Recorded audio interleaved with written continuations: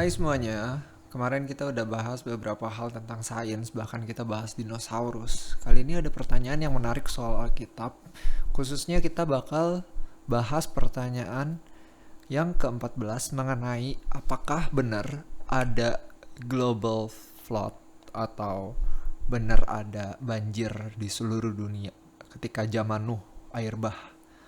Nah, di dalam pandangan melihat hal ini terbagi menjadi dua. Ada yang percaya ini local flood atau terjadi di hanya satu daerah saja, karena mungkin daerah penyebaran manusia zaman dulu belum terlalu luas. Ada juga yang percaya bahwa ini global flood atau memang seluruh dunia tertutup sama air. Nah, ini perlu banyak kita pahami secara luas dan biblical, karena memang kita uh, terlalu banyak menerka-nerka kalau misalnya kita cuman kayak cari mana yang paling logik. Tapi ya kita coba baca lagi ya.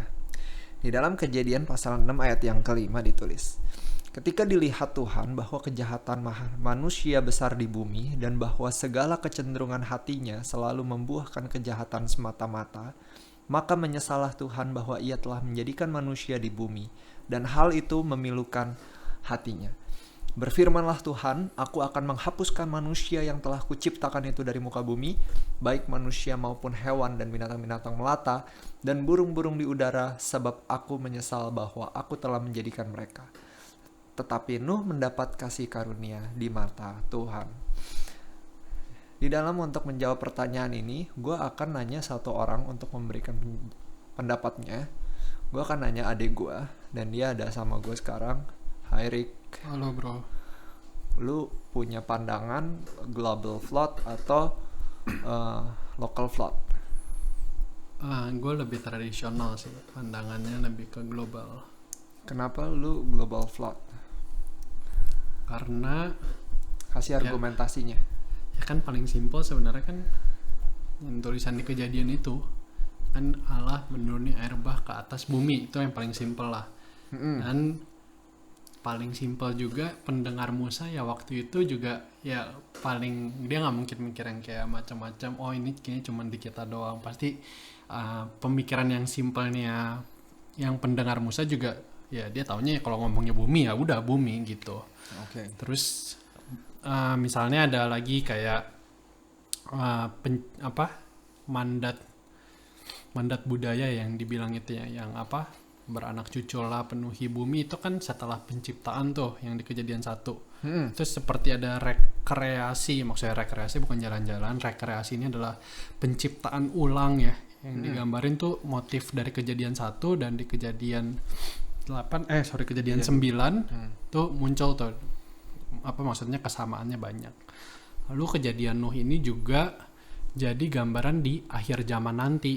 Misalnya tuh dikutip Yesus di diskursusnya yang di pasal 24 ya, Matius 24 di-mention tentang Nuh, air bah, terus juga di 2 Petrus 3 nanti gambaran bumi ini disucikan.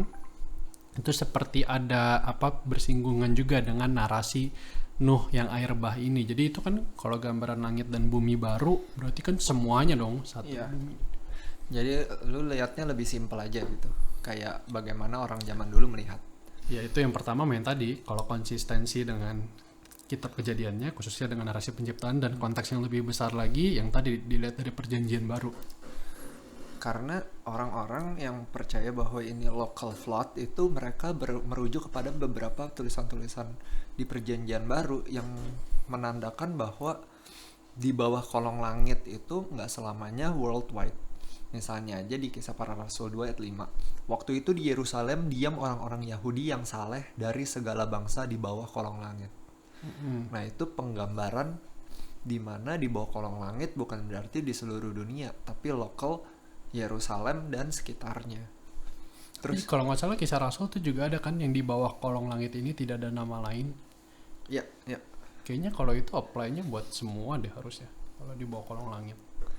Berarti tergantung bagaimana penggunaannya. Ya tergantung konteksnya juga. Tergantung konteksnya. Oke.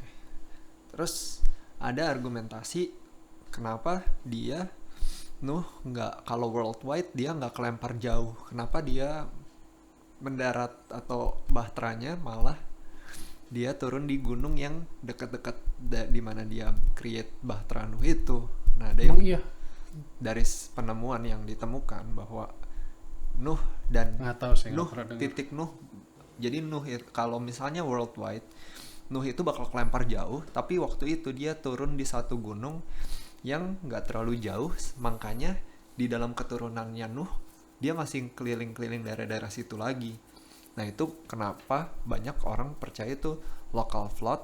Dan selain itu zaman dulu orang perkembangan dan penyebarannya belum luas, Hmm.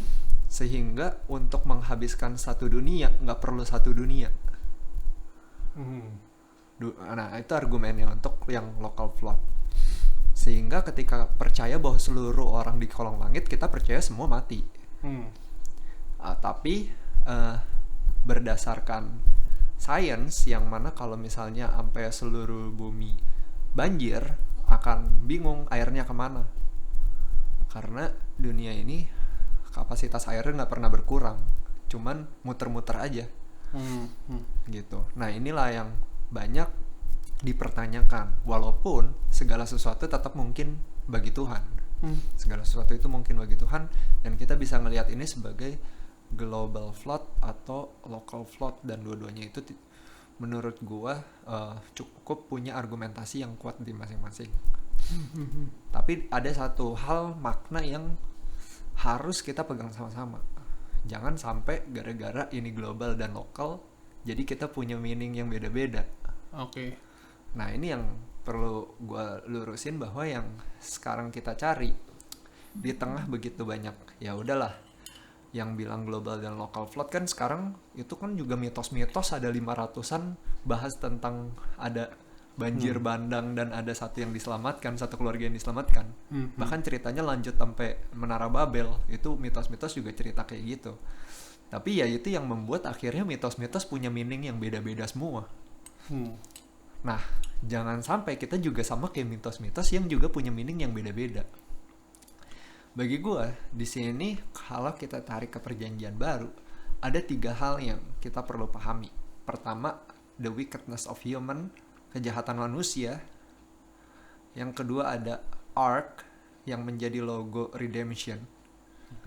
Dan yang ketiga adalah rainbow, atau janji di mana Tuhan akan tidak menghukum umatnya sama seperti dia memberikan air bah ya. Jadi apakah corona disamakan dengan air bah? Waduh, panjang tuh. Kalau misalnya beda lah. kalau misalnya tuh ada janji, gua rasa sih nggak bisa disamain gitu. Setuju. Sip.